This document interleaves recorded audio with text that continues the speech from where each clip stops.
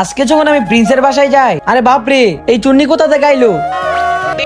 পোলা জিনির আম্মু আমার সাথে রেস্টুরেন্টে দেখা করতে আইতাছে, কিন্তু একটা বলার একটা মাইয়া কিভাবে বাসায় থাকবে? ছোটবেলা তো তোমরা দুইজন একসাথেই পটি করতা, আমি তো তোমার বইনের মতো নই, কিন্তু আমি তোমার বইন মানি না। যখন আমি বসে বসে ফুটবল ম্যাচ দেখতে থাকি, আরে জিনি তোমার চেহারা তো পুরো পোলাদের মতো, এটা তো আমি ওরে দিমু যে আমার বয়ফ্রেন্ড হবে। আর আমার চিকুন চাকুন পোলা অনেক আমার ভালো লাগে।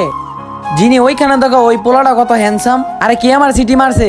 আরে বাপ রে, এটা তো প্রিন্স। যিনি তোমার পেটের ভিতরে কি কাকড়া করতেছে নাকি, যে মুখ থেকে সিটি বার হয়েছে? ভাগ ওইখান থেকে, আমি তো পুরো ভুল করে ফেলছি। যখন আমি কোল্ড ড্রিঙ্কস নিতেছিলাম, আমার হাত উপরে পৌঁছাইতেছিল না, তখন প্রিন্স আমার কোল্ড ড্রিঙ্কস নিয়ে দিল, আর তখন আমার ওরা পছন্দ হয়ে যায়। চুন্নি এই না ধর। আরে ওরা তোমার বয়ফ্রেন্ড বানাইতেই হবে। যিনি হঠাৎ করে তোমার চেহারা লাল হইতেছে কেন?